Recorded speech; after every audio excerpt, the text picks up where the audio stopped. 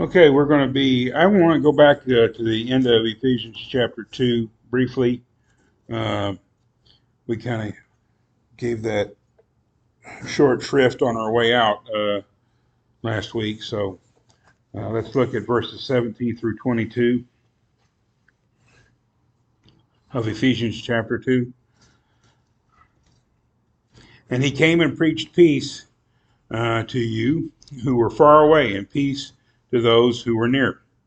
For through him we both have our access in one spirit to the Father, so that you are no longer strangers and aliens, but you are fellow citizens with the saints and are of God's household, having been built on the foundation of the apostles and prophets, Christ Jesus himself being the cornerstone, in whom the whole building, being fitted together, is growing into a holy temple in the Lord, in whom you are also being built together into a dwelling of God in the Spirit. I don't think I don't know. I don't remember if y'all we had any comments or if I just said a few things about that passage last time. But let's start by throwing it open. And if anybody has anything they'd like to say about that first.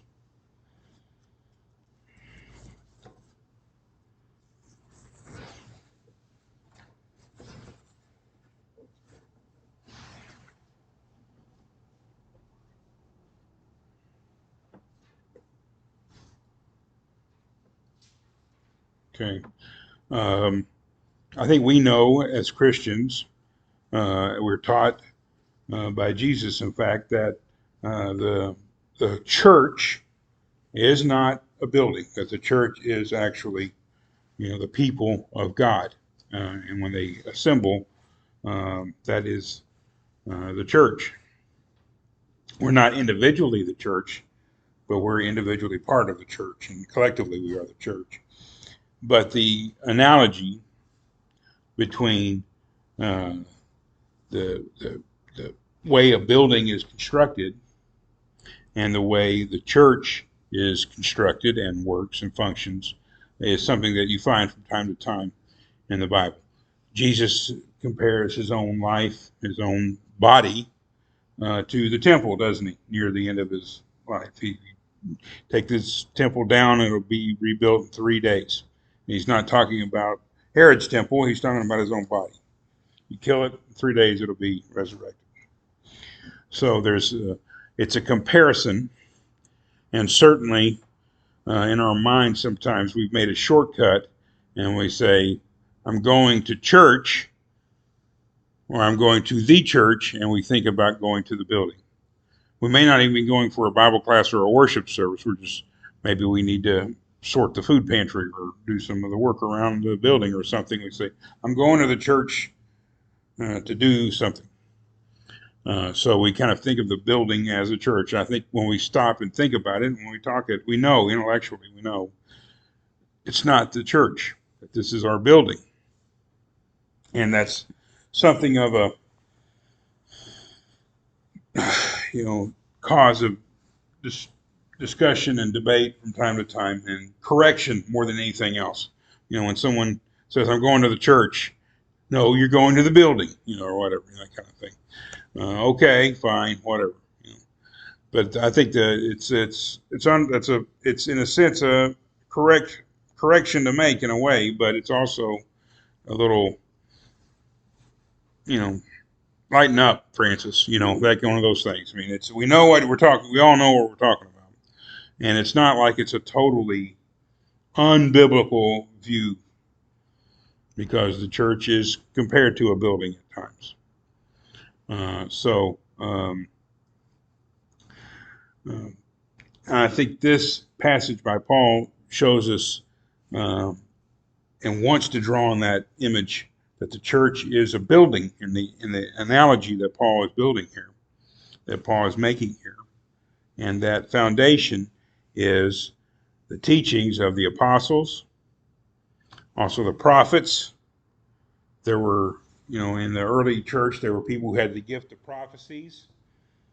It was a very necessary component of the early church assemblies. And that's the foundation with Jesus as the cornerstone.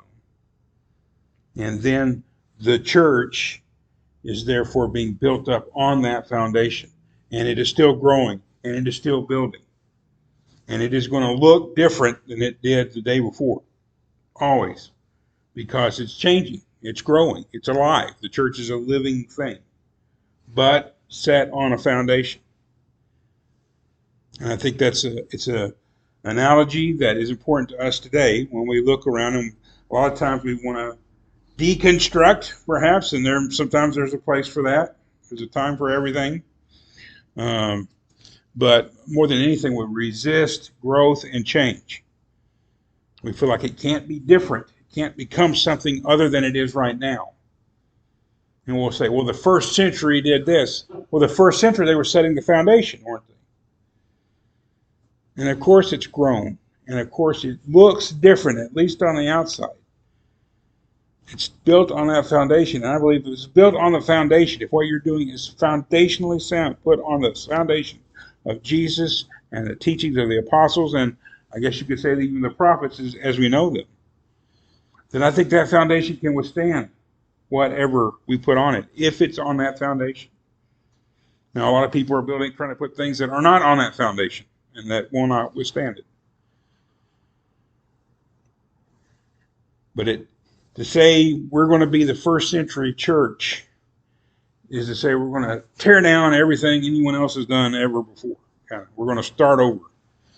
And there's a time and a place for that, but there's also a time and a place to maintain, build, develop, grow. We can, I think we don't have to be slaves to what we know of the first century church. I don't think we want to be slaves to what we know of the first century church. I think they had a lot of problems, even with that foundation, even with Paul speaking and writing directly to you, even with Peter preaching to you, even with all of the apostles and the people with gifts of prophecy. They still had a lot of problems. And we would like to avoid those problems if we can. So the church necessarily grows and evolves over time. It's not going to be exactly the churches of Christ are not exactly the way they were in 1820. And that's kind of when they got their start. That's when the Stone Campbell movement coalesced. I wonder, it'd be interesting to hear what Barton Stone or Alexander Campbell had to say if they came to one of our gatherings. I think it would probably be different than whatever we think it is. First of all, I said, look, I've been dead for a really long time. I don't know why you got me here. But he might be kind of like Samuel was when Saul awoke in him from his eternal slumber. So it changes, it grows. It's a living thing, but it's built on that foundation. And when you take that analogy of a building, an actual physical building, and apply it to the church, you look at some of the cathedrals in Europe.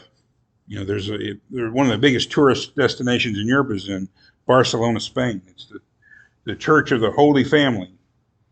They started building in the 1880s, and they hope to have it completed in 2026. Almost 140 years. Now, that sounds like a long time, doesn't it?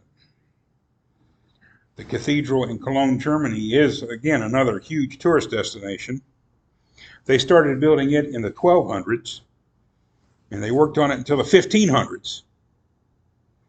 They took another 300-year break and then worked on it for 40 or 50 years in the 1800s. And then it got bombed during World War II. It didn't get completely destroyed, but severely damaged, and they've been restoring it since 1950, and they're still restoring it. And I think, again, I'm not saying the building is the church, but those are good analogies. You don't really do that kind of thing very often for just a building dedicated to a secular purpose, do you? If it's something there to make money, it's cheaper to tear it down and build a new one, right? To start all over, to go move somewhere else, go where the labor's cheap, whatever. But since they've not, at least in their hearts and minds, this does not have a secular purpose, it has a sacred purpose. It's going to stay right there, and we're going to rebuild it, We're going to fix it when it breaks. We're going to restore it. We're going to build it back up. And as our numbers grow, which hopefully they will, and in the Middle Ages in Europe, as more people survive the plague, we'll have more people, so we need to expand, we need to grow. So it's I think a really good analogy and an important one for us. As a group, I'm not talking about anybody specifically in the congregation here or any other congregation or anything like that, but as a group that has this stated, or had at least the stated goal of restoring the first century church to the world,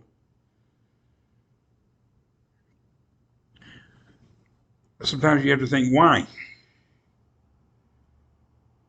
Are we going to ignore all of the growth, all of the spirit-led thoughts, understandings, teachings that have come along in the last 2,000 years? Just throw them away.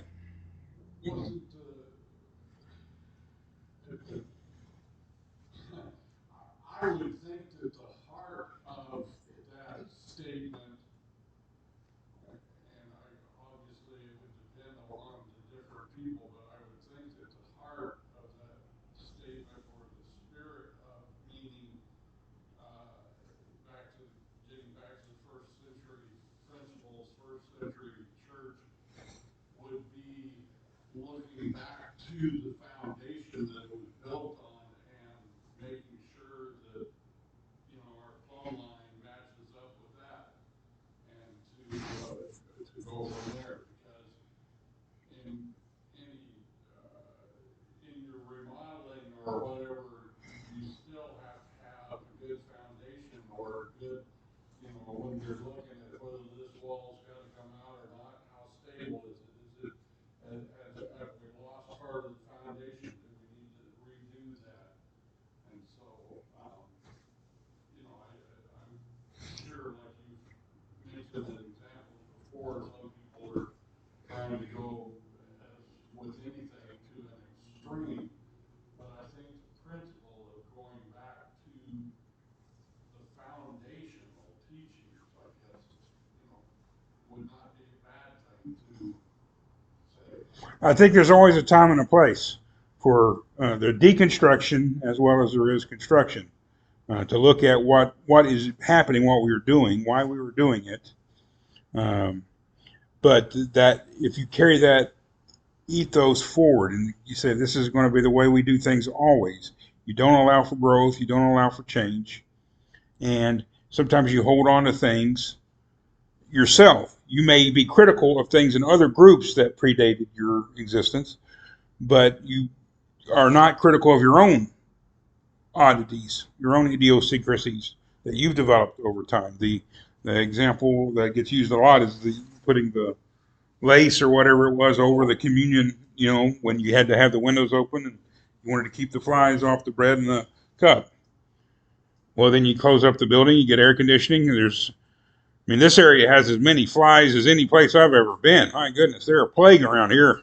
But we don't get them in the building a lot, and we don't really have that need. We now have lids, I guess you could say. But, just that type of thing, that type of thinking, that since we did this then, we forget that we have developed and built on whatever happened at that reset moment. And we can denigrate what other people are doing all the time, but not look at our own practices and see if they're foundational. See if they're, the foundation is good. The foundation is always good because the foundation of the church is the apostles, the prophets, and Jesus as the cornerstone. The foundation's fine. Can we build out over the foundation where it's not supported by the foundation? Yes. And the churches have done that. People professing and striving, I guess you would say, to be Christians have gone way out on a limb to prove they're barking up the wrong tree quite often.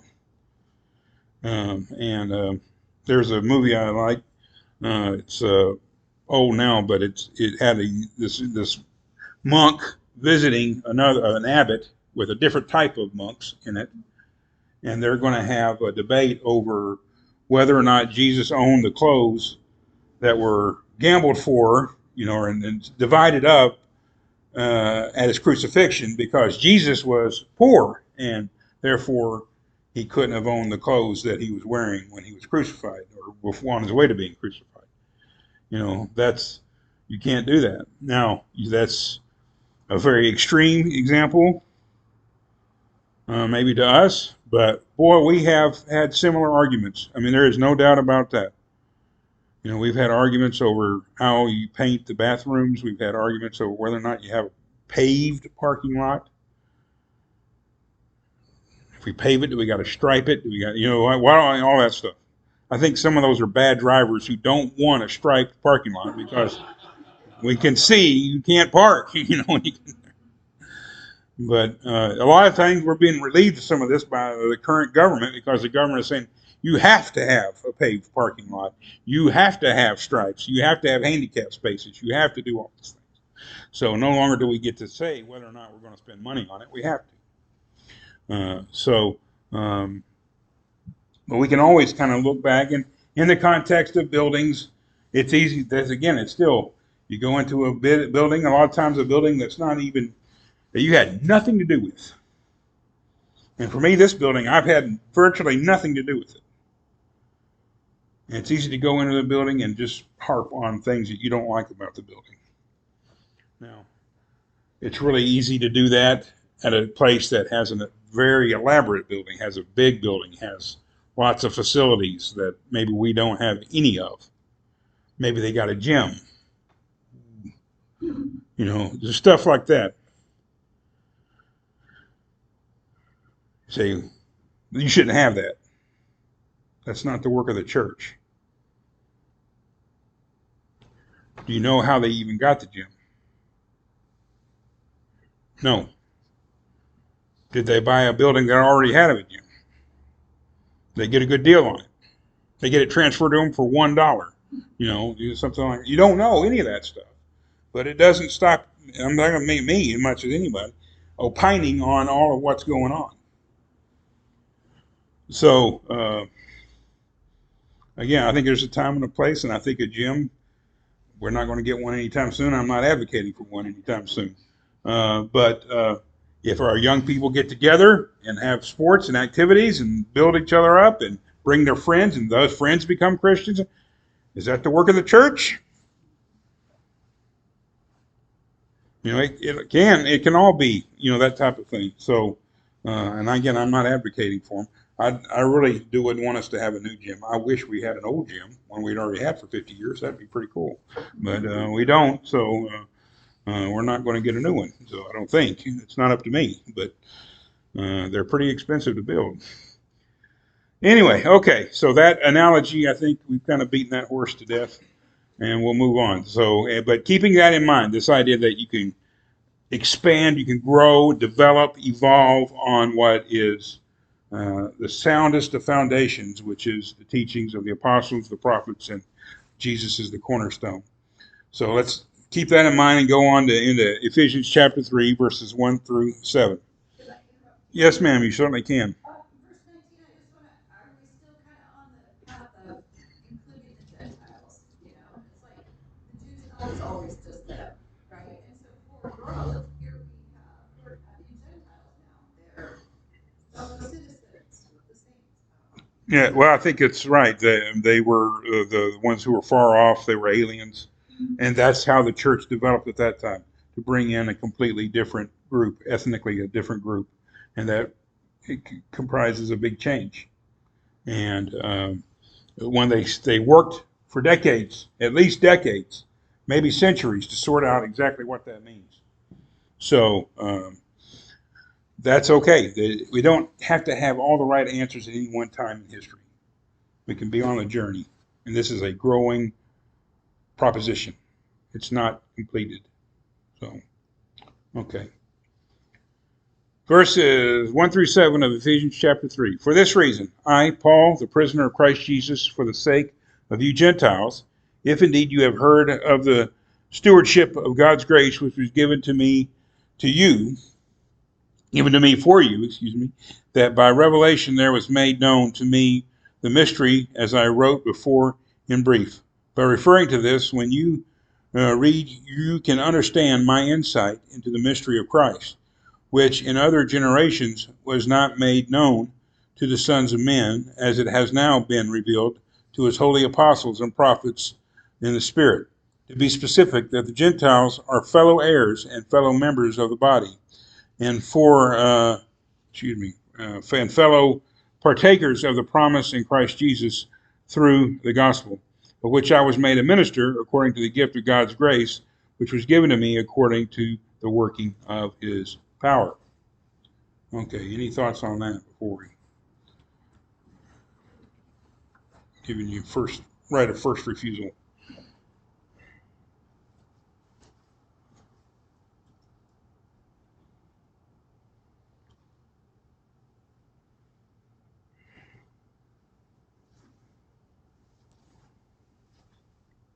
And this is kind of what Ada Marie got into, but the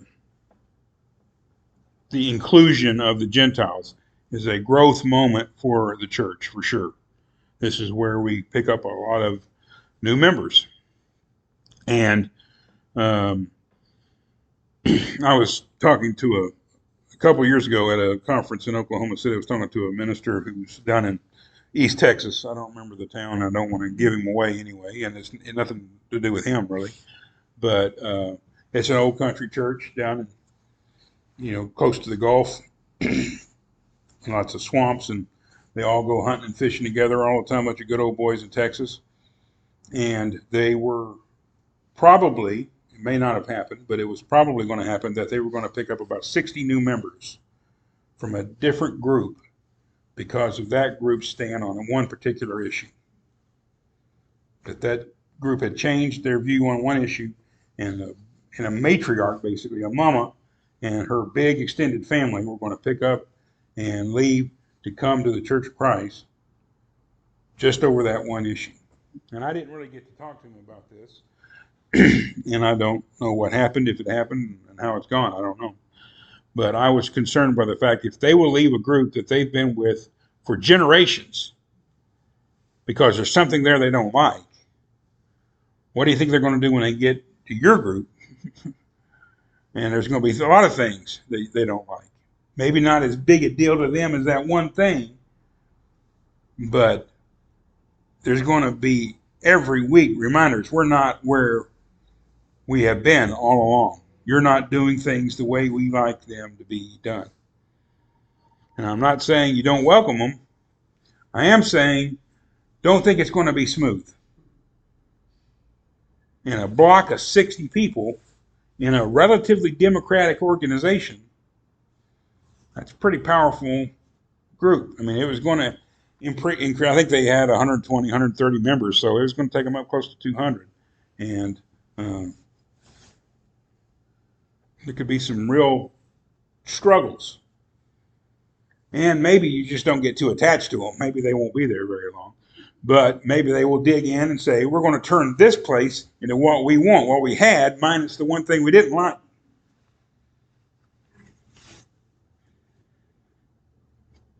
So you bring in a lot of people, especially in a short period of time, there's a real chance of the culture of the group changing. And if you like the culture of the group, that's kind of hard to look at. And you have to be kind of careful. Am I holding on to what I like, or are we still trying to stay on the foundation? Take some spiritual discernment, some prayer, and humility by all concerned, I think. Not just the people who are maybe resisting the change, but certainly the people who are trying to bring the change. But Paul couches the inclusion of the Gentiles in the church in terms of a mysterious nature of what God is doing. That it wasn't obvious to the people of Israel that this would happen one day. Now we can go back and you can look at the Old Testament and you can see, especially this side of the cross, you can see the New Old Testament looking towards a day when the Gentiles would be fully included among the people of God. You can also see how a people who do not really want that and cannot really envision that would skip right over that. And that's just not what they would understand. That was not how they would do things. I mean, the Gentiles are the ones making their lives miserable. it's frustrating their purpose as the people of God, making it more difficult to be the people of God. How can they become a part of the family of faith? If you see your relationship with God as a birthright, and you see that birthright coming with some offsetting difficulties. It's not like it's just something great that you get. It is, a very different and distinct life that you have to live, and a life that shuns you, takes you out of the life other people live. If you make the sacrifices to be in that culture, you might not be real happy if people who haven't made their sacrifices come into that culture. So I think we can be a little harsh sometimes on the early Christians, the Jewish Christians, for holding on to their Jewishness and trying to Judaize the Gentile Christians to some extent. But I think it's also pretty understandable if you can develop some empathy and put yourself in their situation. And I think we can, once again, if you're in that church that where you've got a nice little conservative Church of Christ going on in East Texas, you're all good buddies, you all go deer hunting together, you all barbecue together, it's a all nice little thing. And 60 people from another group come in, and all of a sudden they want to do stuff that you don't do. And they're mad over one issue. Can you accommodate them? To what extent, really, can you accommodate them? That's a better way of looking at it. To what extent can you, what are we hanging on to? Is it biblical? Is this the only way you can do things? Can you do things a little bit different? If we give them an inch, will they try to take us a mile? That's the real fear, isn't it? If we do one thing they want us to do, they'll want us to do another thing, and then another thing, and another thing.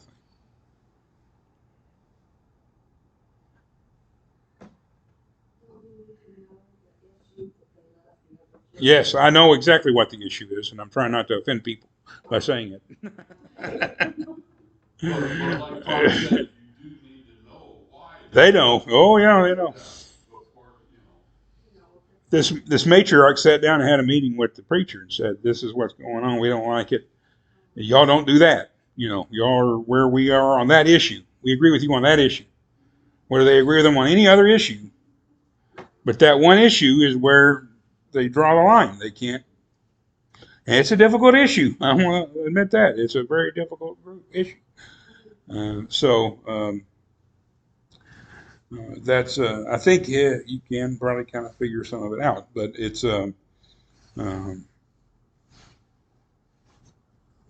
it's the challenge of blending people with each other when they have different backgrounds. Diversity is such a watchword in American culture. I hate to use it, but to find not just diversity, a way to unify with diversity.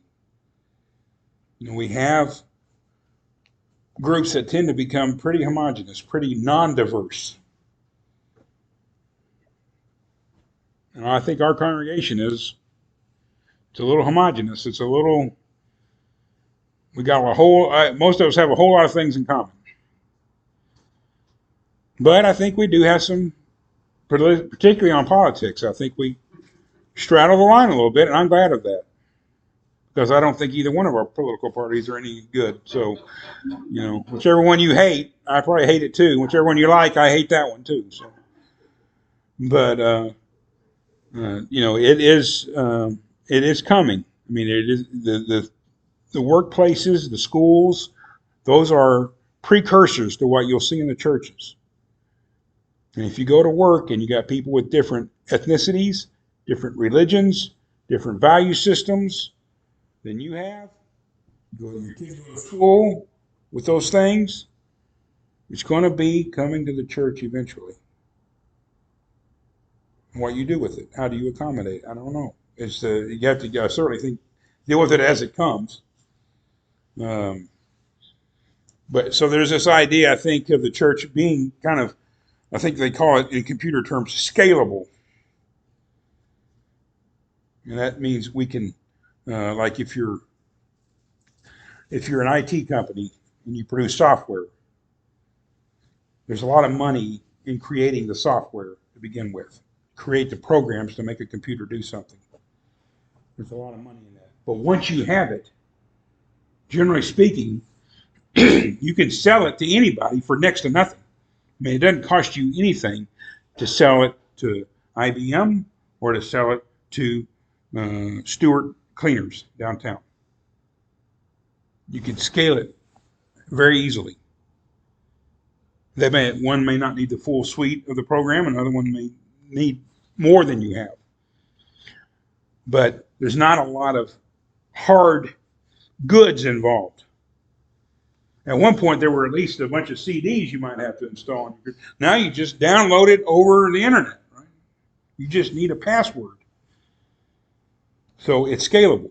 Building cars, on the other hand, I mean, we've seen, I think, in the last year, intense shortages at car dealerships, and now, evidently, intense gluts. They can't sell anything. It's harder to get a car loan. The interest rates are higher. It's costing more money. Nobody's buying. Prices are still high, and nobody's buying. At some point, the price has to come down. They haven't wanted to do it yet. That's difficult in scalability. When I was at my niece's wedding in San Antonio a few years ago, her Uncle Lance, on the other side of her family, works in corporate for Walmart in Northwest Arkansas. And Walmart's big opponent, rival, enemy, whatever you want to call it, is Amazon. That's who threatens Walmart for a lot of reasons. Amazon had just bought Whole Foods like the week before the wedding. And I was talking to Lance, and Walmart was scared to death. Big, bad Walmart. Because Walmart can't shift gears. Walmart is so big, and it's so brick and mortar. Now, they do have Walmart.com. You can buy stuff online. But they're so big, and they're so fixed, that corporately they have this movement, this inertia, this force just pushing them in the same direction. And they can't change directions very easily. Amazon is all online. They've got warehouses where they can ship stuff. You can sell through Amazon and not be a part of Amazon. You can register as a seller, ship it through Amazon, but you have it yourself. It's a small business.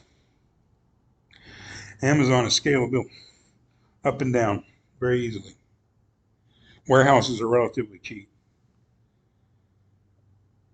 And the way they have it organized, I think they do have a lot of employees, but for what they're doing, they maybe don't need as many employees as Walmart does. Walmart is just going, and was at least, they've tried to change course, and maybe they have now. They're so big and so heavy and so strong and so committed to one direction that when the world changes, they're kind of left holding the bag. They can't really change with it, or it's hard for them to change with it. Amazon is ready anytime, whatever. We'll buy our planes. We won't buy our planes. Again, a tech company, Microsoft. A lot of people that work at Microsoft in the Seattle area, they don't work for Microsoft. They work at Microsoft. They work for some company because that way Microsoft can cut them loose if they don't need them very easily. They work for a subsidiary, or not even a subsidiary, because Walmart, just a subcontractor. That way, if things turn bad, Microsoft can get rid of a bunch of people really easy. And Microsoft really isn't laying off anybody. Zoom is, or whatever their name. There's a bunch of companies that provide tech workers at Microsoft that don't work for Microsoft. I think it's called a blue badge. If you work at Microsoft and you have a blue badge, that means you work for Microsoft. If you don't have a blue badge, you're working at Microsoft.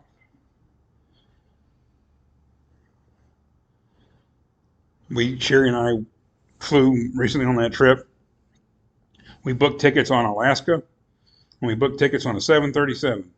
And we kept getting all these notices about flight changes and all that. If you don't want to do anything, don't do anything. And we didn't. It ended up being basically it left an hour earlier than we were supposed to. Not really a big deal. But we got there, and all of a sudden, we weren't on a 737. We were on a little regional jet, they call it, with really low ceilings. And when you go to the bathroom, your head is up against the ceiling the whole time you're using the bathroom. It's so low. And I'm not even tall. So I didn't pay attention to that. I didn't know we were flying on one of those little dinky. We've flown on before. They're fine. There's no problem with it. But it wasn't an Alaska crew. It was SkyWest flying it. Now, why did they do that? Because they weren't selling enough tickets on the flight to justify their crew flying a 737 now, which isn't a huge jet even. So they went to a smaller plane, a crew that they paid less than their own people to fly us down there. We were there on the same plane. That guy that tried to turn the engines off, pulled the fire extinguishers on the engine, tried to anyway. We were on exactly one of those kind of planes. I asked the flight attendant if she was on that flight with that guy. She wasn't, so it's a good deal. But it was, I think that may have been a SkyWest flight too, and he was deadheading or whatever he was doing, commuting. So this flexibility, it's required for the church to be flexible because God works mysteriously. He works in ways we don't anticipate, we can't anticipate. Paul didn't anticipate. It's not about being smart enough to look at the Bible and understand it. Nobody in here is as smart as Paul. Nobody in here knows the Old Testament, knew the Old Testament as well as Paul did when he was Saul of Tarsus. And he still didn't get it. Now, you can't be more humble. And you can build off the teachings of Paul. And you can stand on the shoulders of others that Paul didn't have available to him. You can understand the mystery better than Paul did. But in part because Paul had to learn it, right? And how did Paul learn it? By being so smart, sitting down one day and figuring it out? By getting punched in the face, right? Basically. He saw the light, and then he didn't see anything else for a while, right?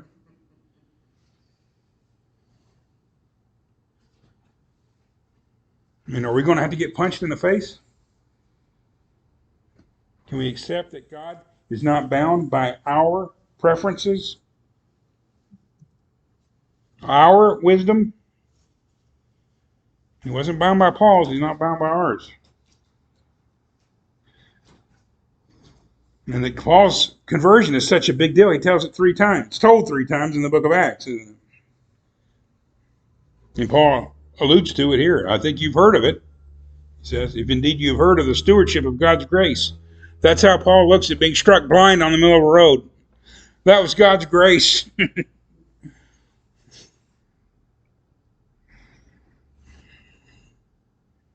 So we have to, I think, be humble. We have to be willing to acknowledge that it is mysterious. And I think we don't like that. That's uncomfortable. I don't like reading a mystery book. I always read the last chapter to see who did it and then go back and read the book.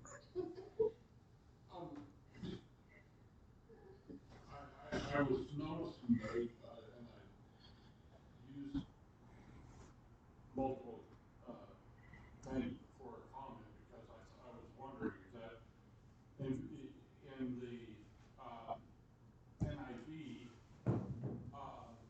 3:6 says the mystery is, and then it says something. And I was noticing that the other versions aren't as specific in that way. So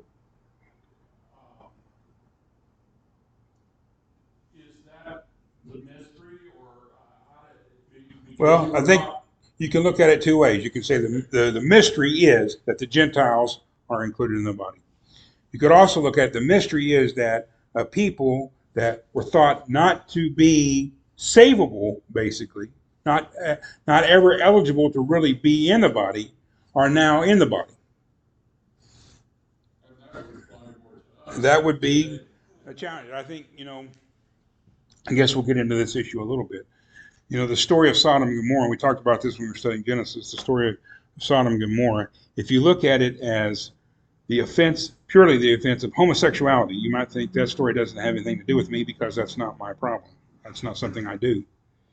If you look at it as the people of the city, the strong people of the city, seeking to exploit two vulnerable people, two travelers, fully exploit them, then maybe now you look back and you say, okay, that's something we can learn from. How do we treat the vulnerable peoples in our community? How do we treat the strangers? How do we treat the widows and the orphans? Do we try to shield them as Lot did? Again, with his daughters, that's a whole, we talked about it at the time, that the real challenge there is it comes back in the New Testament, calls him righteous Lot. If you don't think that story's tough, maybe not Genesis is talking about tough, you could just take a dim view of Lot. Hebrews calls him righteous Lot. Okay, I'll chew on that for a while.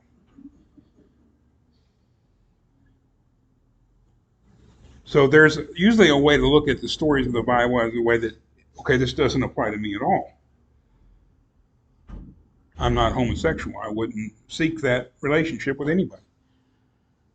So this doesn't apply to me, and it applies to the sodomites out there.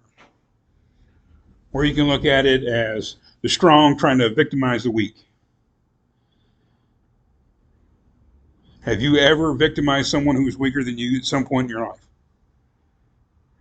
Have you ever used your strength, your comparative strength to a weaker person to try to get something from them that was not meant for you? I think we all have, haven't we?